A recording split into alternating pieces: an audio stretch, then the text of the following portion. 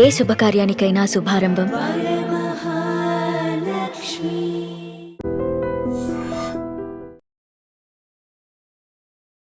IBomma owner Ravi Imandi Ravi గురించి రోజుకొక update వస్తూ ఉంది. ఇప్పటికీ కస్టడీ ముగిసింది, మళ్ళీ కస్టడీ కొనసాగించాలి అని చెప్తూ పోలీసులు కూడా కోర్టుని రిక్వెస్ట్ చేస్తామంటున్నారు. అయితే ఇప్పటికున్నటువంటి అప్డేట్ బయటకు వస్తున్నటువంటి వార్తల నేపథ్యంలో చూస్తుంటే కనుక ఇప్పటికీ రవి చిన్నప్పటి నుంచి కూడా కాస్త క్రిమినల్ మైండ్ ఉందన్నట్టు, అలానే భార్యని ఉన్నటువంటి పాపని కూడా వేధించేవాడు, అందుకే భార్య దూరం కావాలనుకుంది, విడాకులు అందుకే జరిగాయని, అందుకే ఆమె పట్టించిందని, ఇలాంటివి కూడా మనం చూస్తూ ఉన్నాం. అయితే రవి హైదరాబాద్ వచ్చిన తర్వాత తన ఫ్రెండ్కి కాల్ చేశాడు. ఆ కాల్ని ట్రేస్ చేసినటువంటి పోలీసులు రవి విదేశాల నుంచి ఇక్కడికి వచ్చాడు అనే ఇన్ఫర్మేషన్తోనే పట్టుకున్నట్టు ఆ తర్వాత ఉన్నటువంటి అప్డేట్. అయితే ఆ తర్వాత జరిగిన పరిణామాల నేపథ్యంలో ఒకవైపు అనేక రకాల ఆరోగ్య సమస్యలతో బాధపడుతూనే, మరొక వైపు కొడుకు కోసం ఆరాట పడుతున్నటువంటి తండ్రి గురించి మీకు తెలిసిన విషయమే. చిన్నప్పారావు గారు ఆయన బిఎస్ఎన్ఎల్లో పనిచేసి రిటైర్ అయ్యారు. ఆ తర్వాత ఐబొమ్మ అనే ఒక వ్యవస్థ, అదొక పైరసీ సంబంధించినటువంటి రాకెటే నా కొడుకుకు కారణమయ్యాడు అని తెలుసుకున్నాక ఆయన కూడా షాక్ అయ్యారు. ఆ విషయాలన్నీ కూడా మీ అందరికీ తెలిసిందే. రవిని అరెస్ట్ చేసిన తర్వాత, కస్టడీలోకి తీసుకున్న తర్వాత మీరు కాల్ చేశారా బాబుకి? నేను చేయలేదు మేడం, వాళ్ళే చేసుకొచ్చారు పోలీసులు. ఒకరోజు చేసుకొచ్చారు, ఇప్పుడు 3 రోజుల ముందు చేశారు. చేస్తే ఎవరండి అని అడిగాను. క్రైమ్ బ్రాంచ్ నుంచి మాట్లాడుతున్నా హైదరాబాద్. నమస్కారం సార్ చెప్పండి అని. మీ అబ్బాయి ఒకసారి మాట్లాడుతున్నాను. ఇచ్చారు పోలీసులు. ఇస్తే ఏం బాబు ఎలా ఉంటాయి? నాన్న ఎలా ఉన్నావు? బాగున్నావు. నేను బాగానే ఉన్నాను బాబు, నీ గురించి ఆలోచన, ఎందుకు ఇలాంటి పని చేసావు, మనకు ఉండేది మనకు చాలు కదా, ఎలాగో బతకడం సరిపోదు కదా మనకు, ఎందుకు తల్లప్పుడు అంటే, నేను పర్వాలేదు బాగానే ఉన్నాను, నువ్వు బాగుంటు అని చేద్దాం. నేను బాగానే ఉన్నాను, నువ్వు బాగుండు అని చెప్పాను, అంతవరకే. అయితే ఫోన్ కట్ చేస్తాడు, కొన్ని సెకండ్లేనండి. అయితే మరుసటి నాకు ఐడియా వచ్చింది. ఐడియా వచ్చి నంబర్ ఉంది కదా మనకాడ అని ఆ సెల్లో నెంబర్ చూసి మళ్ళీ ఫోన్ చేశాను. 11 తర్వాత చేశాను. చేస్తే ఎత్తలేదు, 2 సార్లు చేసాను, ఎత్తలేదు. అంటే అంటలేండి, అప్పుడే అంటనే కాలు మళ్ళీ చూసి ఎత్తలేదు. సర్లే అని ఊరుకున్నాను. వాళ్ళే మళ్ళీ 2:15 అయింది ఫోన్ చేసుకొచ్చారు. నంబర్ కొంచెం గుర్తుపెట్టాను. మళ్ళా నమస్కారం సార్, నేను ఇమంది రవి వాళ్ళ నాన్న. తెలుసు అన్న. అంటే సార్ మా కుర్రోడితో ఒకసారి కొన్ని సెకండ్లు మాట్లాడుతాను సార్, ఇవ్వండి ఒక 1/2 నిమిషం అంటే ఇచ్చారు. ఇస్తే మాట్లాడు. నాయనా అక్కడ ఒక్కడో అయిపోయాయి కదా, నీకు ఎవరు లేరు కదా, మరి ఇక్కడ మన తెలిసిన లాయర్లు ఉన్నారు, లాయర్లు పెట్టమంటే పెడతాను, నువ్వే ఇబ్బంది పడకు, నేను నా చేసే పని ఏదో నేను చేస్తాను, మంచోళ్ళే లాయర్లు ఉన్నారు అని అన్నాను. వద్దు, ఇక్కడ ఉన్నారు నాకు తెలిసిన వాళ్ళు, చూసుకుంటారు. సరే అయితే నా శ్రమ తగ్గించినోడు అయ్యావు, కానీ ఏ అవసరమైనా నాకు ఫోన్ చెయ్యి, నా చేతనైన వరకు, నా చేతలు ఉన్నంత వరకు చేస్తాను, లేదు డబ్బులే కావాలన్నా అరేంజ్మెంట్ చేస్తాను అని చెప్పాను. అలాగే అన్నాడు, అంతవరకే. ఆ తర్వాత ఫోన్ పెట్టాం, అయిపోయింది. అంతకన్నా నాకేం తెలియదండి. చూడాలని ఉంది రా నాన్న అని అలాగేం లేదు, అంత ప్రేమలు ఆడికి లేవు, నాకు లేవు. మా కుటుంబం నలుగురు అంతే, ఎవరి మీద ఎవరికి ప్రేమ ఉండదు, ఏదో బతుకుతున్నాం అంతే. మొదటి వరకు భార్య పట్టించింది అని వార్త వచ్చింది. అంటే భార్యని పాపని కూడా మీ అబ్బాయి రవి వేధించేవాడని, అందుకే ఆవిడ అతని నుంచి విడిపోవాలనుకుంది, విడాకులు అయ్యాయి అని. ఎంతవరకు వాస్తవం అంటారు? చాలా మంచోడు అండి, మంచోడు. అలా అవన్నీ తప్పుల మాటలు, తప్పుల ప్రసారం. ఆడు అలా అన్నాడని అనుకోలేం, మరి ఆ కోడలు కూడా అలా అన్నదని అనుకోను. వీడు పిల్లని బాగానే చూసుకుంటాడు, మా కోడలు బాగా చూసుకుంటాడు, మా కోడలే మంచిదే. కాకపోతే ఇక్కడ అంతా జరిగింది ఏంటంటే వాళ్ళ అత్త అంతా చాలా మేధావి అండి. వాళ్ళ అత్త ప్రవర్తన నాకు నచ్చలేదు.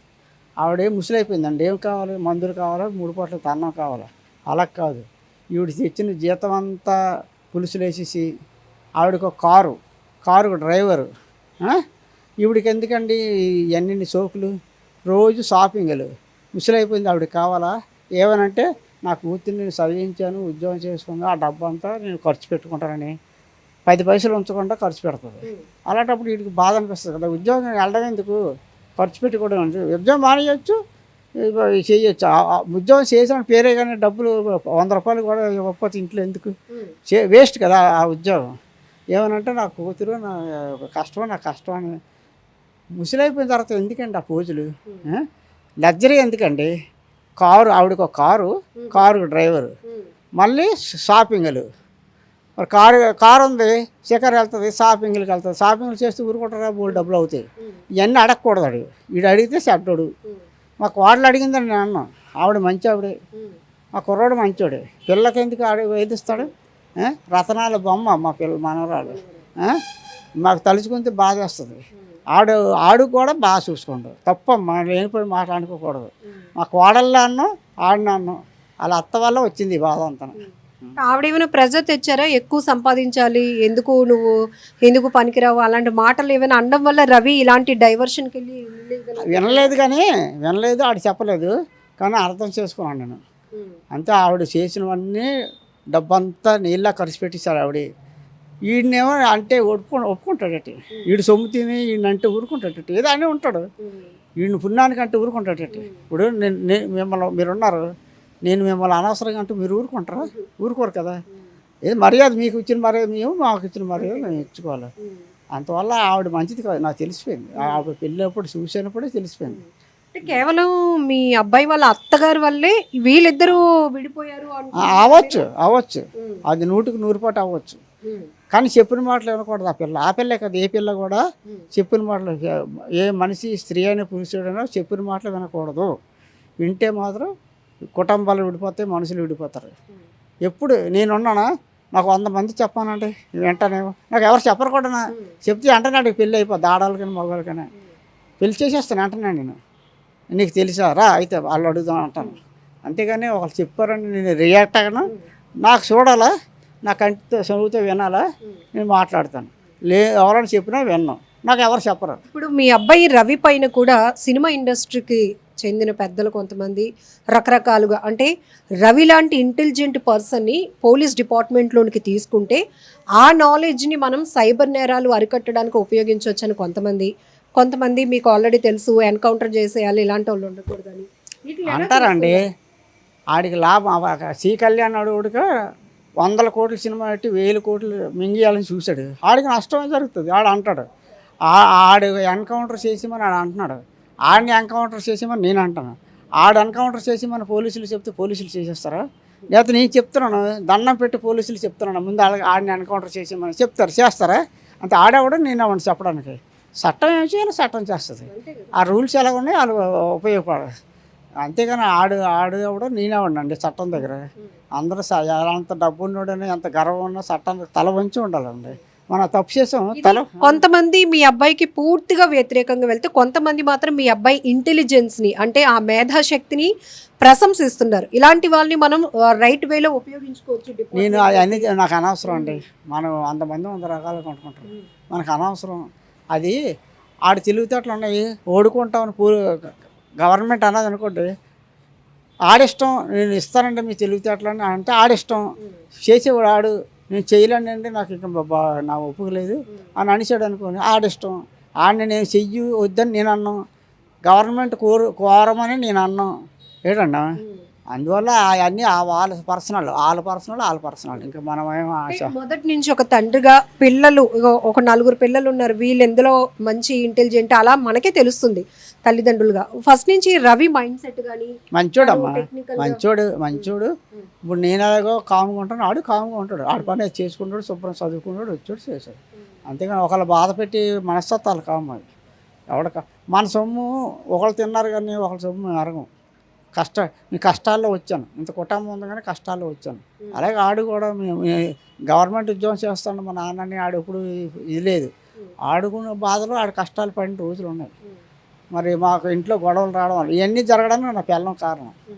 మరి ఏం చేస్తాం? ఇప్పుడు సినిమాల్లో కొన్ని చూస్తూ ఉంటాం కదా, ఒక హీరో, ఒక క్యారెక్టర్ బాగా కష్టాలు పడి ఒక సమాజం మీద ఒక అవగాహన కావచ్చు, లేకపోతే ఒక కసి కావచ్చు, విరక్తి కావచ్చు, అవన్నీ ఉంటాయి సినిమాలు లాగా. ఆ సినిమాలు ఏంటి, మన జీవితాల స్టోరీలే తీస్తారు. కాబట్టి అలాగే ఉంటుంది. కసి కాదు, ఆకలి. కసి వేరు, ఆకలి వేరు. ఆకలితో పుట్టాడు, ఆకలితో పెరిగి ఉన్నాడు కొన్నాళ్ళు. ఇక్కడ ఆకలితో ఉన్నాడు, మా గొడవల వల్ల హైదరాబాద్ వెళ్ళిపోయాడు. ఇక్కడ ఆకలితో ఉండలేక అక్కడ ఎవరో ఫ్రెండ్స్ని పట్టుకుని ఏదో అన్నం తినో ఉన్నప్పుడు తినో, రోజుకి 1-2 సార్లు తినో, అలా కష్టపడి ఆడు స్వయం కృషితో అని నేర్చుకొని ఏదో పని నేర్చుకుని బతికాడు. అంతేకాని ఆడు డైరెక్ట్గా పెద్దోడు అయిపోలేదు, లేకపోతే ఆడికేమో నేను డబ్బు ఇచ్చి ఎంకరేజ్ చేయలేదు. నాకే తక్కువ 4-5 జీతాలు వస్తే ఏం జీతాలండి, మా జీతాలు ఉండి సరిగా ఉండి కావు, ఒక దానికి ఉంటే ఒకటి ఉండి కావు సెంట్రల్ గవర్నమెంట్ జీతాలు. మాకు అలాగే ఫస్టులేమో ఇబ్బందులు పడలేదు, ఉన్న దాంట్లో జాగ్రత్త. అది మందులో నలుగురు నాకు కొట్టడం, మందు అది కొట్టినాడు అయితే అక్కడ తాగి వచ్చేస్తారు. అలాంటి వాళ్ళు ఉన్నారు మా ఆఫీస్లో చాలామంది. ఇప్పుడు మీ అబ్బాయి వాదించడానికి లాయర్లు ఉన్నారు, నువ్వేం భయపడకు నేను చూసుకుంటాను అన్నారు. సో లాయర్లు ఏమైనా మిమ్మల్ని అప్రోచ్ అయ్యారా? ఎవరు లాయర్ రాలేదు. సలీం అని ఒక లాయర్ గారు వచ్చారు. వచ్చి మీ అబ్బాయిని నేను వాదిస్తానండి అని అంటే, మీరు వాదిస్తారు సార్, డబ్బులు ఖర్చు పెట్టుకొని కోర్టుల చుట్టూ నాకు తిరిగి ఓపిక లేదు, నాకే బోల్డెని రోగాలు ఉన్నాయి, మీరు వాదిస్తారా? వాదించవచ్చు, నా ఓపిక లేదంటే ఆయన అన్నారు, మీరు డబ్బులు ఇవ్వక్కర్లేదండి, నేను ఫ్రీగా వాదిస్తాను, సంతకం పెట్టండి, ఒక సంతకం అంతే. నేను అన్నా, సంతకం పెడితే ఇంకా కోర్టులు కట్ట రమ్మంటారా బాబు, తిరిగి ఓపిక లేదు, నాకు ఒంట్లో బాగలేదు, దయచేసి నన్ను వదిలేయండి చాలు. అంత అవసరం అనుకోండి, లాయర్ అవసరం అనుకోండి, మీ నంబర్ ఇచ్చారు, అడిగి తీసుకున్నా, ఇచ్చారు కదా, నేనే ఫోన్ చేస్తాను. ఇప్పుడు మీ దగ్గర 2 సమస్యలు ఉన్నాయి. ఒకటి ఆరోగ్యం మీకు సహకరించట్లేదు, కోర్టులు కానీ ఎక్కడికి తిరగాలని. 2 ఆర్థికంగా అంత లాయర్లకు ఫీజులు ఇచ్చుకునే స్తోమత లేదు. కానీ జనం చెప్తున్నారు, ఏ లాయరు రవి కేసుని టేకప్ చేసినా కావాల్సిన ఫీజు ఇస్తాం, మా దగ్గర 5,000 ఉన్నాయి సార్, మీ ఫోన్పే పెట్టండి 5,000 ఇస్తాం అంటే జనం మీ అబ్బాయిని అంత ఓన్ చేసుకున్నారు. వాళ్ళు ఇవ్వక్కర్లేదండి, నేనే ఇస్తాను లాయర్కి. నేను ఎవరు ఈ సలీం గారికి వాళ్ళకి అందరికీ చెప్పాను, మీరు వెళ్ళండి, ఆడు ఉపకారం చేయండి, మేలు చేయండి. ఆడు నాకు పలానా లాయర్ గారు నాకు ఉపకారం చేశారు నాన్న, మేలు చేశారు, ఆయనకి ఏమైనా డబ్బులు ఇవ్వంటే నేను ఇస్తాను. కాబట్టి ఉత్తినే అక్కర్లేదు, ముందుగా నేను డబ్బులు ఇచ్చేవాడిని కాదు, కోర్టు చుట్టూ తిరగాలేను, నన్ను వదిలేయండి. ఆడు కావాలంటే పెట్టమంటే నాకు తెలిసిన లాయర్లు ఉన్నారు, పెడతాను, అంతేగాని చుట్టుపక్కల తిరగలని, నన్ను వదిలేయండి బాబు అని దండ పెడితే ఒకటి వదిలేడు. ఇప్పుడు మీ అబ్బాయికి సంబంధించి ఫ్రెండ్స్ చాలామంది ఉన్నారు, వాళ్ళు కూడా ఏవో డబ్బులు ఇచ్చి డిజైన్లు అవి చేయించుకోవడం అది జరిగిందట. సో ఆ ఫ్రెండ్ ఫోన్ ద్వారానే మీ అబ్బాయి హైదరాబాద్ వచ్చే విషయం కూడా పోలీసులు తెలుసుకున్నారు. అలాంటి ఫ్రెండ్స్ ఇక్కడ నుంచి ఉన్నారా, మన వైజాగ్ నుంచి? కానీ ఇక్కడ ఎవరు లేరండి, ఉన్నోళ్ళు ఇక్కడ చిన్నప్పుడు చదువుకుని ఉన్నారు, కానీ ఇక్కడే ఉండిపోయారు వాళ్ళు, అంటే ఇంకెక్కడికి వెళ్ళలేదు. అక్కడ తగిలిన ఫ్రెండ్స్ ఉంటారు కదా, వాళ్ళెవరో ఎలాగో చెబుతుంది, అవన్నీ ఆ లింకులన్నీ మనకు తెలదు, తెలియని మాట్లాడను, తెలిసినవే మాట్లాడతాను, తెలియని ఇప్పుడు ఎంత జరిగినాక మీ కోడలతో మీరు మాట్లాడారా ఫోన్ కానీ? లేదండి, అప్పుడే కట్ చేసింది ఆవిడ. ఏదో అడిగి 4 సంవత్సరాలు దాటిపోద్దండి, 4 సంవత్సరాలు దాటిపోద్ది. మరి ఏది మాట్లాడింది ఆవిడ, మీరు రండి గిండి అని ఏది అన్నది. ఇలాగ చూసుకోవడానికి ఆవిడ దగ్గర నేను లేని, నా దగ్గర ఆవిడ లేదు, నేను అక్కడికి వెళ్ళలేదమ్మా. ఆవిడ వచ్చింది 2-3 సార్లు వచ్చింది, ఉన్నప్పుడు బాగానే అన్నీ మాకు టైంకి అన్నం పెట్టేసేది, అన్ని చేసేది, గిన్నెలు అవి తీసేసేది. నేను ఏదైనా అందుకుందాం అంతే, వద్దండి కూర్చోండి మీరు అని అనేది. వంటగదిలో ఏదైనా సాయం చేస్తాను, చాలా మంచిది, చాలా మంచిది. పూజలే మా హిందూ పూజలే చేస్తుంది ఆవిడ. ఆవిడని నేను తప్పుగా ఒక మాట అన్నమ్మా, మరి ఆడాలి ఎలా పోయారో తెలియదు.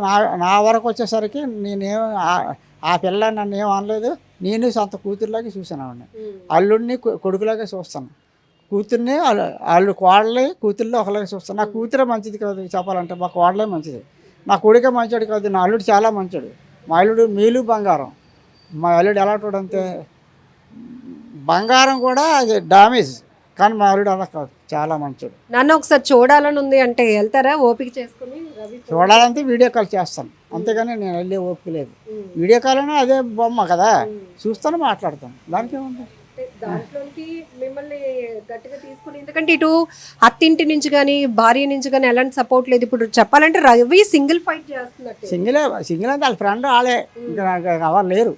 ఎందుకంటే ఆడు ఉన్నప్పుడు సారీ ఆడు మామూలు సమాజంలో మామూలు బాగా ఉన్నప్పుడు కూడా ఆడు ఏమి లింకులు ఏమి లేవు. ఇప్పుడు మనం బాగున్నప్పుడు ఏమమ్మా నేను పలకరిస్తే, నేను కష్టాలు వచ్చాడు ఏమమ్మా నన్ను అంటాం. ఆల్మోటికల్ ఉన్నప్పుడు ఎవడు వచ్చేస్తారండి, అందరితోనే ఈ సెట్గానే ఉండేది మా ఆవిడ. మా కష్టం వచ్చినప్పుడు ఎవడు వచ్చేస్తాడు, రాడు కదా. అలాగేటంటే ఆ రాముని అంటే మంచిది. అలాగే మాకు కారణాలు అది ఇప్పుడు బ్లడ్ అయితే నాది వచ్చిందమ్మా, బి పాజిటివ్ నా పిల్లలకు వచ్చింది, కానీ జీన్స్ మాత్రం వాళ్ళ అమ్మ వచ్చాయి. మనం ఏం చేస్తాం, దానికి మనం ఆపలేం కదా. జీన్స్ అనేది మీకు తెలుసు కదా, చదువుకున్న వాళ్ళు జీన్స్ 2 సార్లు మీ అబ్బాయి మాట్లాడినప్పుడు కొంచెం ఏమైనా అంటే తప్పు చేశాను అన్నట్టుగాని నాన్న తప్పు లేదు, రైట్ కాదు, ఏమీ లేదు. మామూలుగా జనరల్గా నేను బాగున్నాను, నువ్వు బాగు చాలు అంతే. సరే బాబు, ఏ అవసరం వచ్చినా కష్టం వచ్చినా డబ్బులు కావాలన్నా చెప్పు అని అంతే, అంతకన్నా ఇంకేం లేదు. మీరు మొదటి నుంచి మీ అబ్బాయి విషయంలో ఒకటే స్టాండ్ తీసుకున్నారు, తప్పు చేశాడు అని పోలీసులు అనుకుంటే శిక్షను మాత్రం మనం ఎవరిని తప్పించలేము అని. సో ఇప్పుడు ఈ మొత్తం వింటున్నారు కదా, తర్వాత కూడా ఇప్పుడు మీ అబ్బాయి వాళ్ళ అత్తగారు ఎట్లాంటి బిహేవియర్ ఇవన్నీ మీరు మొత్తం తెలుసుకున్నారు. అందులోనూ మా అబ్బాయి ఆకలి బాధలు చూశాడు కాబట్టి అందులో నుంచి ఒక బాధే, కసి కాదు బాధ తీసుకున్నాడు అని. సో ఇప్పుడు ఫైనల్గా ఏం చెప్తారు పోలీసులకు కానీ ఇంకా నేను పోలీసులకి చట్టానికి చెప్పినంత పెద్దోడు కాదమ్మా. పోలీసుల వరకు వెళ్ళింది, కోర్టు వాళ్ళకి వెళ్ళింది. వాళ్ళు ఏం చేయాలో వాళ్ళ ఇష్టం. అది ఉంటాయి, రూల్స్ ఉంటాయి. ఆ రూల్స్ ప్రకారం ఏం చేయాలో సజ్జనార్ సార్కి వెళ్ళి నేను కాలు పట్టుకుంటాం, సార్ వదిలేయండి, పట్టుకుపోయింది, ఇంకెప్పుడు అలా పనులు చేయడానికి వదిలేస్తారు ఆయన. ఆయన ఎలా ఉందో అలా, ఆయన ఇంట్లో పని అనుకోండి, వెళ్ళి నేను కాలు మీద పడతాను. వాళ్ళ ఇంట్లో పని అంటే నేను చేడతాను, ఎదవా అనేసి జల్ల కొట్టవచ్చు, కాలుతో తన్నొచ్చు, పడతానమ్మా. కొడుకు కోసం కన్నేందుకు తప్పదు కదా, పడతాను. కానీ ఆయన వల్ల చాలా చేయగలరా? ఆయన ఏదో వాళ్ళ చేతిలో ఉండదు, వాళ్ళు చేస్తారు. కాబట్టి బాబుని కస్టడీకి తీసుకోగానే 20 కోట్ల దాకా ఈ పైరసీ రాకెట్ నుంచి మనీ ల్యాండింగ్, అలానే ఈ బెట్టింగ్ యాప్లు అన్నిట్లో అడ్వర్టైజ్మెంట్ వాటి ద్వారా సంపాదించారు అని.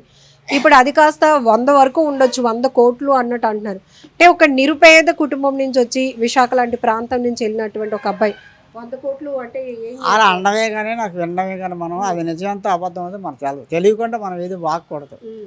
వాళ్ళు తెలుసు, వాళ్ళ పోలీసులు తెలుస్తుంది ఎలా సంపాదించడం అంత. కానీ కష్టపడి సంపాదించాడు, వాళ్ళు అన్ని డబ్బులన్నీ ఇబ్బంది పెట్టకూడదు, వాడికి ఇచ్చేయండి. అది నేను కోరుకుంది. కష్టపడ్డాడు, తప్పు అయితే అవ్వచ్చు, కానీ వాడు కష్టపడిన కష్టాన్ని మీరు ఇబ్బంది పెట్టకండి, ఇచ్చేయండి వాడికి. కానీ ఇక మీదట చేసామనుకుంటే నీకు చాలా వార్నింగ్ రా బాబు. కష్టపడి సంపాదించింది అది, కష్టపడి తెలివితేటలు తెచ్చుకొని కష్టపడి సంపాదించాడు. కాబట్టి ఈసారికి కష్టం ఎందుకు అవుతుంది, తప్పు అవుతుంది అని తప్పు అవ్వచ్చు అమ్మా. కానీ కష్టం అంటే సినిమాలో నిర్మాతలు టాప్ హీరోల కష్టాన్ని మీ ఓడి దోచుకున్నాడని అలాగే లేదమ్మా, కష్టాన్ని దోచుకోలేదు. వాళ్ళు నిర్మాతలు ప్రజల సొమ్ము దోచుకోలేదా అంటే. అలాగనే నేను వాళ్ళ తప్పు వీళ్ళు తప్పు అనలేదు. వాళ్ళేటి 100 కోట్లు ఆడుతుంటారు బ్లాక్ మనీలు, 1000 కోట్లు లాగేస్తుంటారు. సినిమాకి వెళ్తే తెలుస్తుంది మీకేటో ఆ రేట్లేటో. నేను ఇప్పుడు కాబట్టి నేను ఎన్టీ రామారావు ఫేవరెట్, పాత ఎన్టీ రామారావు ఫేవరెట్. ఆ బాలకృష్ణ కానీ, కళ్యాణ్ రామ్ కానీ, జూనియర్ ఎన్టీఆర్ కానీ సినిమాలు ఉంటే వెళ్తాను. వెళ్ళేటప్పుడు వెళ్ళాలనిపిస్తుంది. వెళ్ళిన తర్వాత ఎందుకురా బాబు వచ్చాను ఈ సినిమాకి, గోల తల్లెప్పు సౌండ్లు, గోల ఎందుకు వచ్చాను రా దేవుడు అని తల్లెప్పు వస్తుంది. టీ మాత్రలు వేసుకుని టీ తాగాలి, అలాంటి సినిమాలు వస్తున్నాయి. ఏం చేస్తాం మరి. వీళ్ళ సినిమాలు అలా ఉంటే ఉన్న వాళ్ళ సినిమాల నుంచి పేర్లు చెప్పక్కర్లేదు ఎలా ఉంటాయో. ఏడమ్మా, ఎన్టీ రామారావు నాగేశ్వరం ఉన్నప్పుడు ఎలా ఉండి ఈ సినిమాలు తక్కువ డబ్బుతో వందలు వేలు ఎట్టి తీసేవారు. మన రాష్ట్రంలోనూ స్టూడియోలోనూ తీసేవారు. సైలెన్స్గా ఉండి ఎంతో చక్కని స్టోరీలు ఉండేవి. పాటలే అక్కర్లేదు మనకి, స్టోరీ కొద్దిగా సరదాగా నవ్వుకున్నట్టుంటే చాలు. సినిమాకి ఎందుకు వెళ్తాం, ఇంట్లో బోల్డ్ బాధలు ఉంటాయి, కొద్దిగా సరదాగా నవ్వుకున్నట్టుంటే చాలు. రాజేంద్ర ప్రసాద్ సినిమా ఎప్పుడు వదిలేండి కాదు, పిల్లలు తీసుకుని వెళ్ళండి. ఎందుకు వెళ్ళేవాడిని, సరదాగా నవ్వుకున్నట్టు ఉంటాయి. లేడీస్ టైలర్ అని, ఏప్రిల్ 1 అని, నవ్వు ఆ సినిమాలు, జంబలకడ బాంబాని, ఇలా సినిమాలకి మనం ఎందుకు వెళ్తాం, ఇంత కష్టం మర్చిపోవడానికి సరదాగా వెళ్తాం. ఇదేంటి సరదాగా సినిమాకి వెళ్తే తలనొప్పిని ఎందుకు డబ్బు ఇచ్చి తలకాయ కొట్టించుకున్నట్టు ఉంటుంది సినిమాలో. ఇప్పుడు ఈ సినిమా పైరసీలు చేసి రవి సంపాదించిన డబ్బు కష్టార్జితం అంటారా? కష్టార్జితం అంటే చెమట కురిస్తేనే కష్టం కాదమ్మా, తెలివితేటలు ఉపయోగించడం కూడా కష్టమే. ఇప్పుడు ఓ లేబర్ ఉంటాడు, కష్టపడి చెమట కురిచి పని చేస్తాడు, ఆడిది కష్టమే. ఒక జిల్లా కలెక్టర్, జిల్లా ఎస్పీ ఉంటారు, వాళ్ళది కష్టమే. వాళ్ళకున్న కష్టం వాళ్ళది కష్టమే, నేను కాదని కదా. వాళ్ళు ఎంతో బ్రెయిన్తో పనిచేయాలి. వాళ్ళు అంత ఎర్రలేట అంత చేసేదాలు ఇవ్వడానికి. ఏసీలు ఉంటాయి, ఆఫీసులో ఏసీ ఉంటుంది, ఒక కారు ప్రొవైడ్ చేస్తుంది గవర్నమెంట్, డ్రైవర్ని ఇస్తుంది. ఎందుకు ఇస్తారు, వాళ్ళు బ్రెయిన్తో పనిచేస్తారు. ఆ బ్రెయిన్తో పని అది కష్టమే. వీడి చెమట తట్టలేసి మోస్తేనే కష్టం కాదు, వీడి కష్టం వీడికి ఉంటే వాళ్ళ కష్టాలు వాళ్ళకు ఉంటాయి. కాబట్టి వీడి తెలివితేటలతో కష్టపడి ఏదో చేశాడు. అది తప్పు, అది రైట్ అని నేను అన్నాను. కాకపోతే ప్రభుత్వానికి తప్పే కదా, కాబట్టి ఆ ప్రభుత్వం చూసుకుంటుంది, మనకెందుకు. సో ఇది రవి, ఇమంది రవి ఐబొమ్మ ఓనర్ నాన్నగారైన చిన్నప్పారావు గారి మాటలు చూస్తున్నారు కదా. ఎందుకంటే మొదట్లో అయితే కనుక అసలు మీరు మీడియా కానీ వార్తల్లో చూసే వరకు నాకు తెలీదు మా అబ్బాయి ఇలాంటి ఒక పైరసీలు చేస్తున్నాడని అలా ఇలా అని ఆయన అనేవారు. తన ఆరోగ్యం బాగోక ఇక్కడే విశాఖలో ఉన్నటువంటి ఈ ఇంటికే పరిమితమై ఉన్నాను. మీరందరూ ఇప్పుడు మా అబ్బాయి ఏదో జరిగిందని చెప్పి వరుస పెట్టి టీవీ ఛానల్ వాళ్ళు వీళ్ళు వస్తూ ఉంటే తెలుసుకున్నాను. కానీ నాకు నిజంగా నేను ఏది కంటితో చూడలేదు కదా నేను నమ్మడానికి అన్నారు. ఆ తర్వాత జరిగిన వరుస పరిణామాలు ప్రతిదీ మినిట్ టు మినిట్ ఆయన కూడా అప్డేట్ తెలుసుకుంటున్నారు. హైదరాబాద్ క్రైమ్ పోలీసుల ఆధ్వర్యంలో వాళ్ళ అబ్బాయితో కూడా ఈయన మాట్లాడడం జరిగింది. ఆయన కూడా వాళ్ళ నాన్నగారికి కాల్ చేయడం జరిగింది, అప్డేట్లు తెలుసుకోవడం జరిగింది. సో ఫైనల్లీ ఆయన చెప్తుంది ఒకటే, కొంతమంది చెమటోర్చి కష్టపడి సంపాదించేది కష్టం అనుకుంటారు, కొంతమంది బ్రెయిన్ ఇంటెలిజెన్స్ని ఉపయోగించి సంపాదించేది కూడా కష్టార్జితమే అవుతుంది అనే ఆలోచనతో రవిగా వాళ్ళ నాన్నగారు అయితే చెప్తున్నారు. ఏది ఏమైనప్పటికీ కూడా చట్టం తన పని తను చేసుకుపోతుంది అన్నట్టుగానే నేను చట్టానికే వదిలేశాను ఈ కేసు మొత్తాన్ని అని కూడా ఆయన ఫైనల్గా చెప్తున్నారు. నిజంగా ప్రస్తుతం ఉన్నటువంటి సమాజం దేనికి ప్రయారిటీ ఇస్తుంది? ఆర్థిక సంబంధాల చుట్టూ మాత్రమే తిరుగుతుంది. మళ్ళీ ఎన్నికలంగానే చాలా విరక్తి కలుగుతాం. మంచి అనిపిస్తుంది కదా, లేడీస్ కూడా ఛాలెంజింగ్ జాబ్స్ చేసినప్పుడు చాలా బాగుంటది. ట్రాఫిక్ అసిస్టెంట్స్ గా నియమించిన ట్రాన్స్జెండర్స్ అందరితో సాల్యూట్ చేయించుకుంటున్నారు. ఫుడ్ డెలివరీ ఇవ్వటానికి వెళ్ళినటువంటి డెలివరీ బాయ్ అనిల్ పై కళ్ళ ముందు